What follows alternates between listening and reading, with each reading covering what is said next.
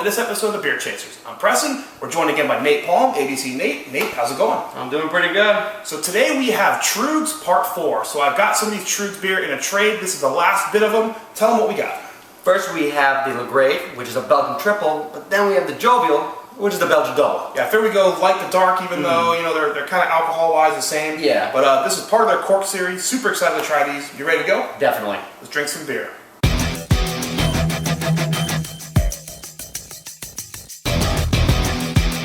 Lagrave is a Belgian triple golden ale that is named after a French backcountry ski town. The beer is stated to use a rare yeast that produces a rocky head, releasing aromas of bread and earthy spices. It has an ABV of 8%, an IBU of 31, Rate Beer rates it at 97, Beer Advocate rates it at 87. Alright, so up first we have Lagrave. They're a Belgian triple. Let's go over the review, look at the appearance. Classic Belgian triple. What color do you say that is? Oh, that's definitely a light straw yellow. Yeah. I think it's kind of at the bottom of the color scale, but I think it's acceptable. It's within the range of what you expect on a triple. Yeah. Carbonation looked nice, nice bubbly. What do you want to rate it? I'm going to rate that a 4.5. I'll go 3.5. It says a little light. Other than that, looks pretty nice. How about the smell? You get some of that Belgian, kind of that, I won't call it the funky kind of Belgian, but definitely has that nice Belgian smell. Not getting, any kind of malty. I'm just kind of getting mostly yeast. Yeah. Smells nice though. I'm getting something like a little hint of mint, but I'm getting something tasty that I'm trying to remember, and I can't, and it's driving me insane. But it's like tasty. It's a tasty thing. I'm picking. I don't want to call it like lactic or acidic, but it kind of has like a, I don't know, funk. I can't describe it. It's almost chewy.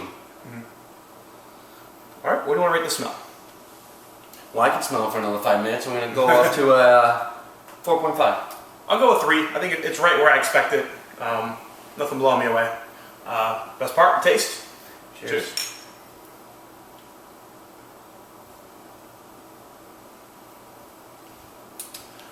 That is nice. It tastes a little more malty than it smells. Yes. It does have some of that classic Belgian, but I don't want to call it confused. No. But it's not classic Belgian kind of triple. No, it's not classic triple, but what's nice is the flavor on it definitely, it's not one that comes and goes. It has a linger, it sticks around. It does. It's not as full and as extreme as we're probably thinking, but it definitely has a nice, strong linger. It has a nice flavor. Yeah. For sure.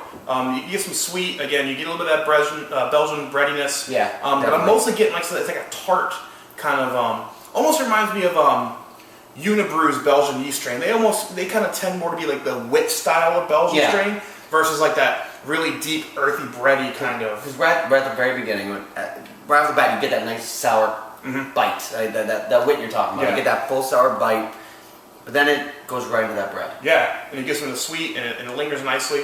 What do you want to rate the taste?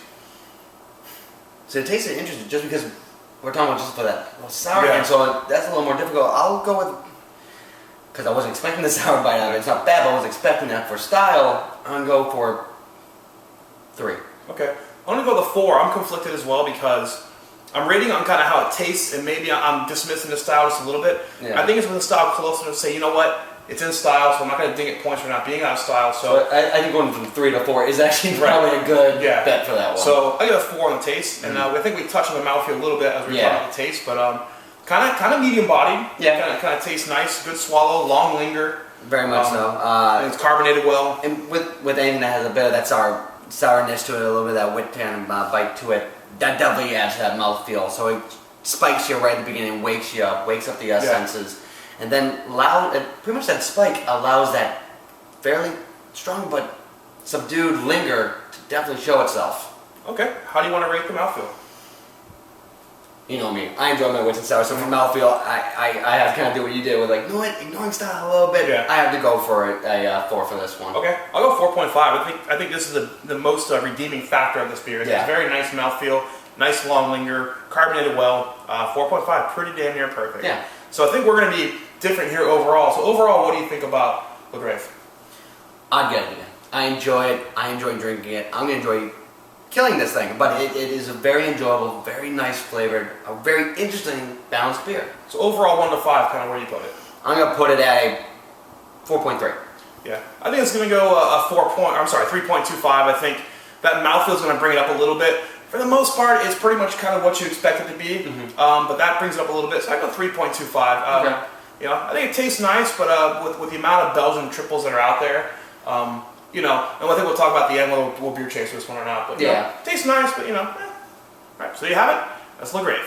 Jovial is a beer that was originally brewed to celebrate one of the Troegs employees' wedding. It's stated to feature hints of raisin, fig, and prunes. It is an ABV of 7%, an IBU of 13, Rate Beer rates it at 97, Beer Advocate rates it at 86. Alright, so up next we have Jovial. This is the Belgian Dubbel. Let's go for the ratings. Let's look at the appearance. It looks nice. I mean, it looks like a Belgian Dubbel. It's not quite that golden or the dark strong ale kind of darkness. Not the darkness, but it's got a kind of a cool red hue to it. Yeah, it does. You know, maybe a tad light, but just like the other one, but yeah, close enough, I think. Nice white fluffy head, pretty decent carbonation on it. What do you want to rate the appearance? Since we're saying like it's not as dark as we were thinking it was gonna be, but it's definitely pretty. I'm gonna give it a 3. Go 3.5. Looks nice, nicer than some. Yeah. About the smell. So nothing's really jumping out. I almost kind of get a burnt kind of flavor from it. Like they got burnt sugars. Maybe that's just from some of the darker malts they use, from the chocolate malts, stuff like that. A slight like molasses almost. Yeah. Much like the other one, I'm not getting like any kind of earthy, kind of bready Belgian. No. But I'm not getting a tart in this one either. I'm not really getting any yeast at all. Like I said, it's just kind of that. Honestly, I get almost like a dark cherry almost out of it. I can see that for sure. What do you want to rate the smell? When you can find it, the smell is decent, but you have to look for it. Yeah. Like hardcore. So I'm gonna give it a 2.5. Yeah, I'm gonna go 2.5 also. It's underwhelming. I don't think it really matches style. I'm not really, you know, if I was blindfolded and smelled this, I would never go, oh, Belgian Dubbel or Belgian Quad, something in that Belgian family. And I'm not gonna go to a bar or tap house and sit there holding the glass so I can try to inhale the thing. Yeah. All right. Well, the best part, the taste. Cheers.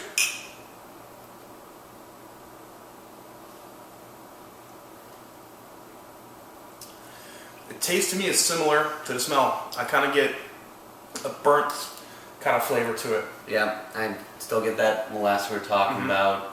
And I'm getting the tart now, just like the last one. So I imagine they use the same the yeast strain on this one as the triple. But the kind of upsetting part is, for me, it feels like the flavor is just as underwhelming as the smell. Like the nose wasn't really there, and for the taste, it's just as kind of subtle. Yeah, it's like the last one. I think it's confused.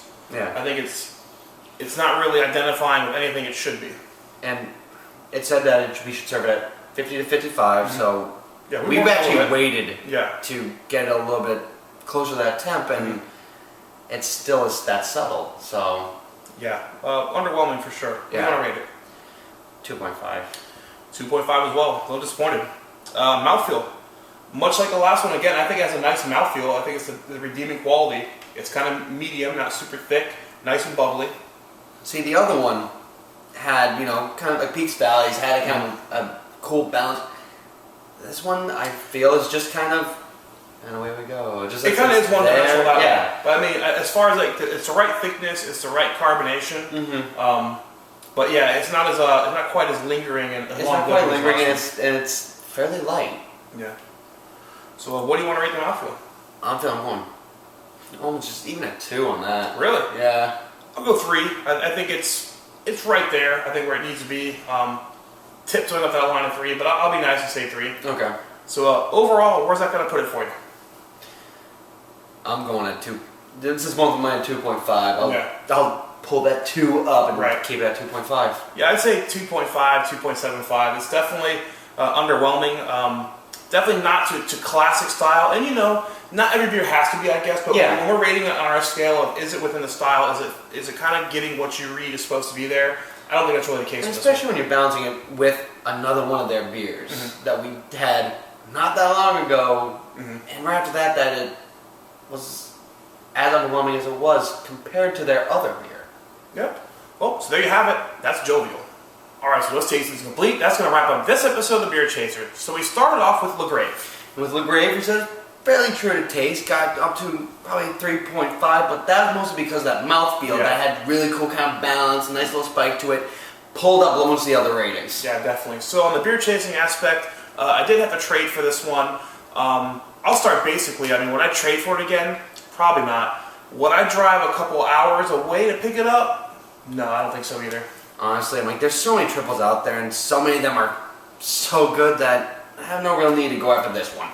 Alright, and then we finished the episode off with Jovial. It's kind of a sad finishing because it was fairly underwhelming. We didn't even get to a 3 on that one. Yeah, it just had that kind of burnt kind of taste. There was some of that like bitterness from that kind of that wit kind of taste. If you could find it. Yeah. Because it was the nose was hiding, the flavor was hiding. Yeah, very confusing beer. Obviously, I don't think we're going to go beer trading for that one. We're not going to go beer chasing for that one. I wouldn't even leave the house. Alright, so I think that's going to wrap up this episode, part 4 of Troegs. Unfortunately, I think we're ending on a bad note. I think that was probably some of the, I don't want to say the worst, but definitely the... I was the lucky one. Yeah, I was the lucky one. You're the most lackluster ones of the pairing that I've had. So, appreciative to have tried it. You always go to bat, give it a shot, and sometimes you hit a home run. So what you're saying is, I need to try them again, just probably a different beer from them. Correct. Mad Elf is definitely their home run. Nugget Nectar, which I'm not sure you would like because it's a big, strong red ale, big hoppy, but it's done well, yeah.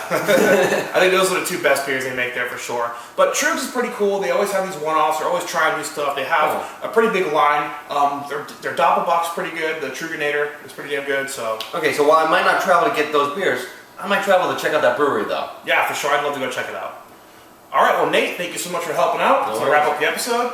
Preston, Nate, Beer Chasers, we'll see you later. Beer is good, beer is good, beer is good.